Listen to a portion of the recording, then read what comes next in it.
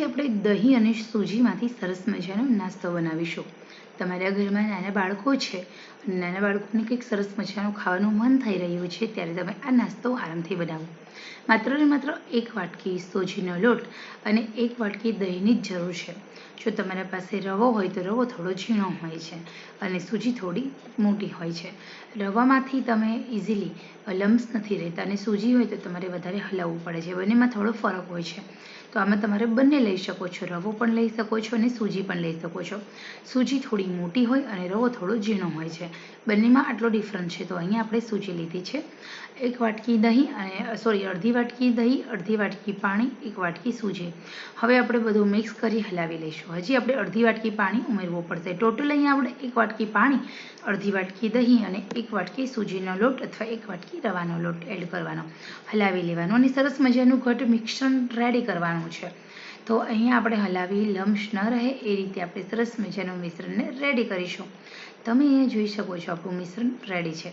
તો અહીંયા ખરેખર આ જે મિશ્રણ છે આ મિશ્રણને આપણે હલાવ્યા પછી થોડો રેસ્ટ આપવાનો છે, કારણ કે પલળવા દેવાનું છે. સૂજી થોડી ફૂલાશે, થોડી મોટી થશે. તો ચલો અહીં આપણે 5 મિનિટનો રેસ્ટ આપીશું, એટલે કે 5 મિનિટ સુધી રેસ્ટ કરવા દઈએ.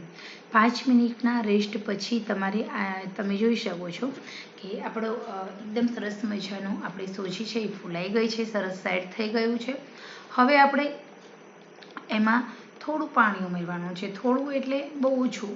ટોટલ આપણે 1 વાટકી પાણી ઉમેરવાનું છે, પરંતુ પાછળથી અહીંયા કાચું જીરું અને મીઠું ઉમેર્યું છે અને આપણે હલાવી લઈશું.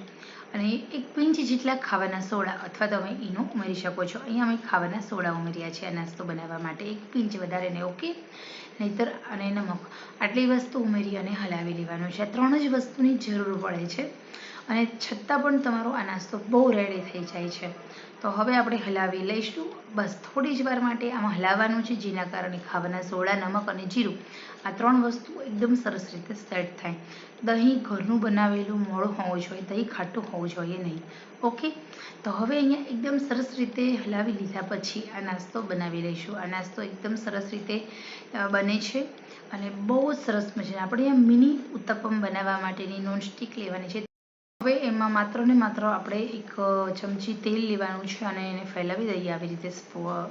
આપણે પીંછીની મદદથી, આ સિલિકોનની પીંછી છે જે ગરમ નથી થતી, એટલે આપણે એકદમ રસોઈમાં જ્યારે તેલ સ્પ્રેડ કરવાનું છે એવા ટાઈમે તમે આનો ઉપયોગ કરી શકો છો, જે મેં ઓનલાઈન પરચેસ કરેલી હતી. બહુ સરસ મજા આવે છે.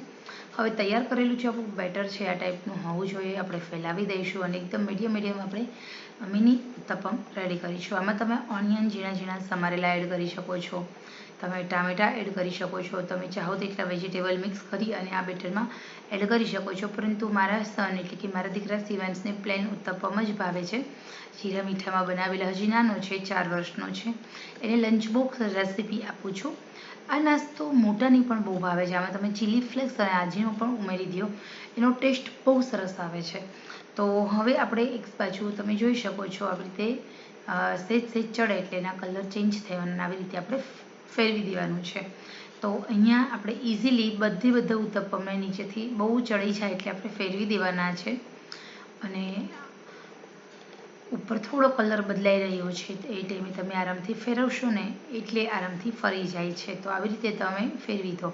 માત્ર 3 જ મિનિટની અંદર આ નાસ્તો બનીને રેડી થઈ જાય છે અને આ નાસ્તો તમે ખાટી મીઠી ચટણી સાથે, તીખી ચટણી સાથે અથવા તો ચા સાથે તમે આરામથી લઈ શકો છો આ નાસ્તો.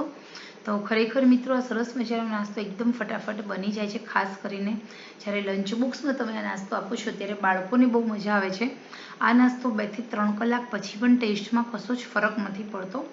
આથા વગર અને કોઈ પણ સ્ટીમર વગર ફટાફટ બની જતો આ એક એવો નાસ્તો છે કે જે બાળકોને બહુ ભાવે છે. બાળકો કરતાં પણ નાના મોટા સૌ કોઈને ભાવે છે.